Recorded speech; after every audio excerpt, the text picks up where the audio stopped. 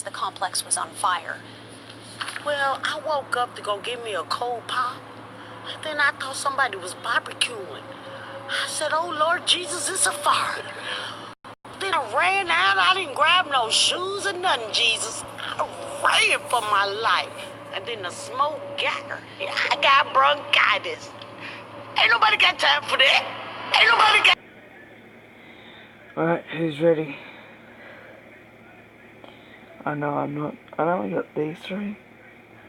Not these four, but 5, 6. Okay, 6 of them. But they don't count because they're like remodeling shows.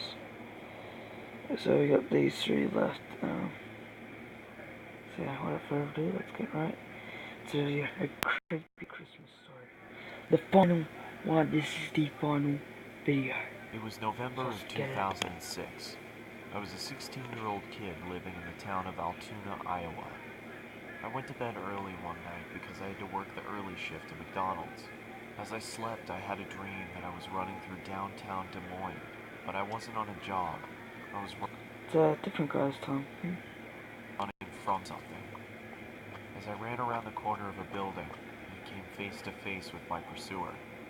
A tall man wearing a trench coat and a top hat stood in front of me. The only thing visible of his face was his eyes. They were abnormally large with black pupils, and it looked at me as if it wanted something. After what felt like hours, he reached out his bony hand, as if he wanted me to go with him. I woke up violently from my dream, and after catching my breath, I peered around my room to see if I was safe. As I stood up from my bed, I noticed that I could see my breath. Feeling confused, I checked my window. It was latched shut. I then walked over and checked my vent. I could still feel warm air coming from it. As I sat back down on my bed, I tried to figure out what exactly was going on. That's when the figure from my dream appeared at the foot of my bed. I scrambled back to my headboard. "What do you want?" I asked, trying to hide the shakiness in my voice. With the same bony finger, it pointed at me. Growing up in a religious home, I believed what I was looking at was a demon. I told the creature to leave. Ooh, It just spooky waved its stuff. finger at me.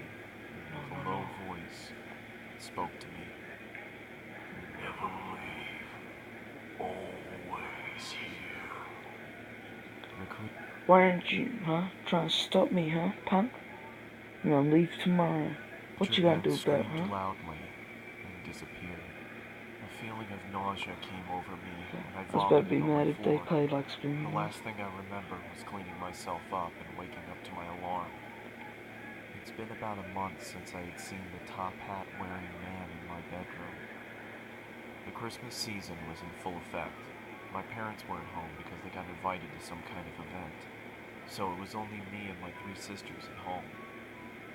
I had to wake up early in the morning for work, so I decided to go to sleep. I rested my head on my pillow and closed my eyes. Not even 30 seconds passed until my sisters burst into my room and started singing obnoxious songs. This of course made me very angry, but I thought if I ignored them that they would leave me alone. This was not the case. As I pulled the blankets over my head, I started to feel the same cold feeling that I had in November. As the obnoxious singing subsided, I lowered the blanket below my eyes and saw the man standing in the corner of my room. Oh, dude, get out of In my one room. swift motion, he charged Bro, towards phone me, you. and I blacked out. I'll get phone, dude. When I finally came to, I found that my sisters had locked themselves inside the bathroom. As I knocked on the door, they told me to go away. I asked them what happened, and all they could say was Mom and Dad were on their way home. I looked down and saw that my hand was slightly bloody. Holes were in the bathroom door, and a broom was sticking out of the wall. I then walked into the living room and found that there were knives stuck into the wall as well. The same wave of nausea passed over me, just like in November, and I threw up again. As I was cleaning up, my parents knocked on the door. My father immediately walked over to me and gave me a good beating, then he sent me to my room. What? I Why? went to bed crying, not from the beating. I was crying because of the confusion.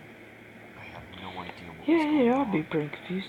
The next morning, my sisters reluctantly sat next to me and told me what had happened. They said I got angry and chased them down and tried to hurt them. They said my eyes were red to the point where they thought I was bleeding from them. He's probably just high. They said I sounded like a different person. In 2011, that was the last time I saw the top hat wearing man. What's the house from the other story? I just moved into a new apartment, and after a long, stressful day of unpacking, I took a shower and got ready for bed. As I started to drift off, I could feel that cold feeling again. I lifted my head and saw the man standing in front of me. The Now man's he's eyes high. were red now.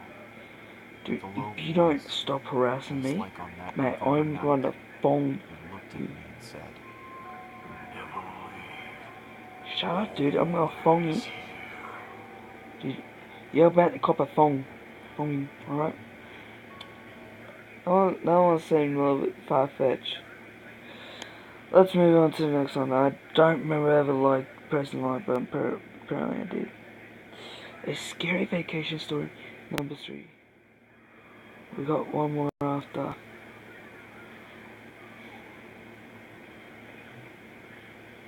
During my holiday, I spent about 3 weeks in Japan. I arrived pretty late, so I couldn't check into the hotel that I initially booked, so I booked the cheapest hotel that I could find nearby. Aesthetically, it was quite nice, but it did have easy access to the building, meaning anyone could come in and go to any room as they please. Plus, there was no security in sight. After arriving in my room, I ordered some food and watched some TV.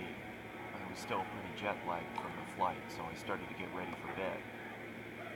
As I was falling asleep, I felt the urge to double-check the door just to see if it was locked. I didn't think anything was going to happen, but I'd rather be safe than sorry. Yeah, see? About 5 Smart. minutes after I checked the door, I heard footsteps outside. Initially, I thought it was someone leaving their room, but the footsteps started to pick up speed. The sound started getting louder and louder, and I started to freak out a little. All of a sudden, the sound stopped. I looked at the light shining through the bottom of my door. No, It was a shadow of a person. At first, I thought I'm it not was having room that. service, but it was too late for that. Or maybe it was some drunk idiot who was in the wrong room. As soon as I switched my light on, the shadow disappeared. I was confused, but I reluctantly went back to bed. That's when I suddenly heard scratching coming from my door, so I immediately turned my light on and shouted, "Who's there?" I swear to God. After a moment of silence, I heard the footsteps slowly fade away. At this point, I was thinking it could be some kids messing around, so I got up, opened the door, and peeked my head outside. I glanced in both directions down the dark and slim hallways. That's when my heart stopped. A man emerged from the darkness and ran erratically towards me. His face was contorted as he screamed. I could see he was holding a knife in his right hand. Mate, you were As he got about to closer, cop I the could see him more biggest clearly. He phoning had in disgusting your long, life. dirty hair. His clothes were ripped, and he had cuts and bruises all over. That phone you, dude. I quickly slammed my door and pressed against it, And what if praying you that the man would just go press away. knife through the door? After what felt like You'll hours, cut your I hands. finally It'll gathered hurt my badly. courage and looked You'll at get the boom boom. peephole. He was gone. I let out a sigh of relief and checked the peephole again. My heart started pumping faster than ever before.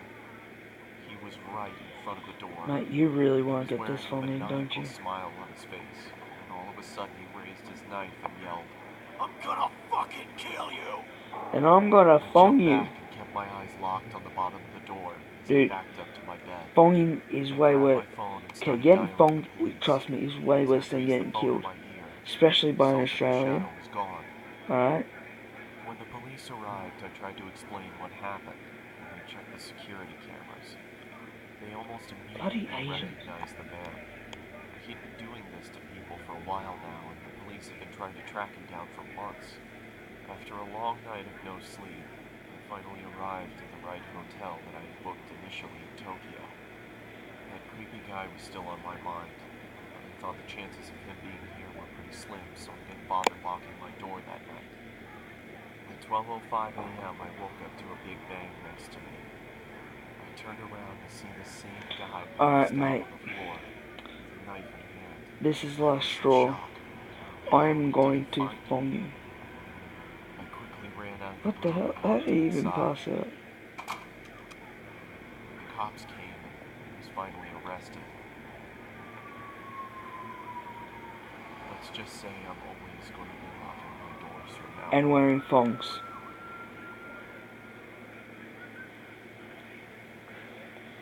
Okay, people, are you ready for the final story? A creepy deep web story number 2. Hi, Angela. Hi there. May I come in? Oh, you look a little different from your Tinder profile. And I don't know what's going I on. was unemployed. Okay.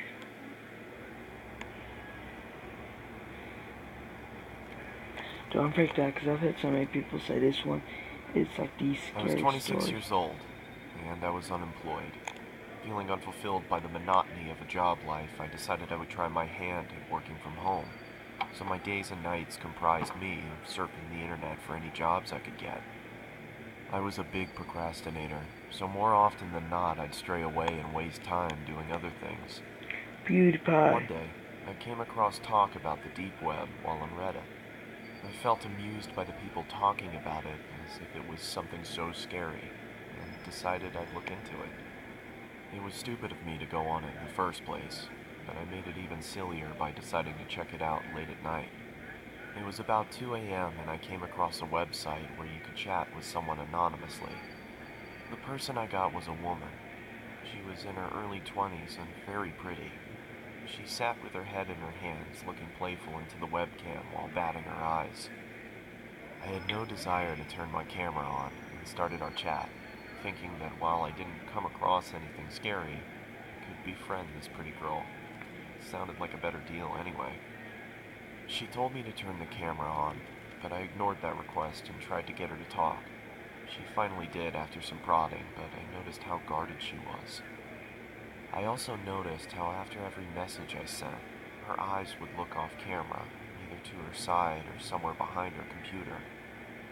After a while, it started getting annoying, so I asked her if someone else was there with her. I want to see you first. She said, "Up until now, I've been chatting while she'd answered my questions verbally." "I'm not that curious," Don't be scared. she said, laughing, this time looking behind the laptop again and making a face that seemed to indicate she was laughing at my expense, with someone else. This is getting boring. It feels like I'm not just talking to you. That's because you're not. You're talking to all of us. Yeah, Who else is me. there? Um, Turn the camera on. Tom, Is and this a people. joke? Jesse. Turn it on. Okay, I'll be leaving now. Turn on the camera. Her laughter was almost piercing by now. There was nothing humorous about the situation, yet she threw her head back with riotous laughter. Jesus. I'd had enough and moved the cursor over to turn the chat box off when I saw the cursor had jammed. The only thing that was working was the chat box, and I still had access to the keyboard. Turn the camera on, sweetie. No. Her gumdrop-filled voice was louder than before, and I moved my gaze up to see her smiling toothfully at the camera. Her face still beautiful, but the smile completely fake. My computer's crashed. I can't see the screen. Sorry. I lied. I didn't want her to know I had no option but to chat. Her screen flashed before going blank. There was nothing there but a black screen. I felt relieved, thinking that at least I didn't need to talk to her while I tried to figure out what happened to the screen. Just then, a chat message popped up. Open the damn camera. The aggressiveness in the Oh, message calm frightened down. me. Now, the fact that I couldn't see her face while she typed this made me feel nervous. I didn't dare reply back, but then the cursor moved. I watched shell-shocked as the cursor twirled around the screen. Open the camera now. I still didn't make a No. move. There was no way anything good would be waiting for me if I'll I chuck did my what phone she at the asked. screen and it'll hit you. The Whack. screen began Knock flickered, out all your as teeth. if a virus was Knock causing off the all your big computer lips. to writhe in agony. Do you want me to find you? My heart Yeah, raced. sure. We Could it fight. be possible she knew where I was? Frog, I left started hook, typing, right hook. "Please stop Stong you. bothering me." Then turn on the fucking camera. What you gonna By do this about, point, huh? I thought she was What some if I kind of don't? sadist, Punk? and got her kicks by scaring unassuming people in chat rooms. So I obliged and turned the webcam on. Oh, I come saw my on. frightened face staring into the screen. Judging by my face, my attempts at looking tough were painfully Don't. unsuccessful. She comes here. I She asked comes around here. for the girl I'll looking guard you. straight into the camera, telling her I did what she wanted, I'll to whoop stop her. hacking into my computer. There were several seconds of silence. I kept my stare directed to the little box that showed her camera feed. It was pitch black. I motioned into the camera in confusion, feeling as if she was messing with me now. Then I saw another message. Look here. After a few seconds of staring at those words, I looked back at her camera, but my computer instantly malfunctioned, and I received another message. Look here. Don't let her fight. The chat was filled with nonsensical gibberish. She typed with such ferocious speed, my screen Hacks. whirled away Aimbot. with constant Aimbot. messages. I couldn't Hacks. understand Hacks. what was going on. What else do I people yell when they didn't rage look on up. Fortnite? My Aimbot. patience ran thin, and You're I a wrote bot. back, You're a sub bot. "What is this supposed to mean?" Her response came. Ain't you gay? I read only the letters in bold and shuddered. I looked back into her webcam and I fell back into my chair, my eyes widening. She was back there, only her face looked completely demented. She had a I savage thought she expression, got oranges in her shirt. devoid of emotion, but her eyes were almost popping out of their sockets, and she was huffing as if she had extreme amounts of pent-up rage.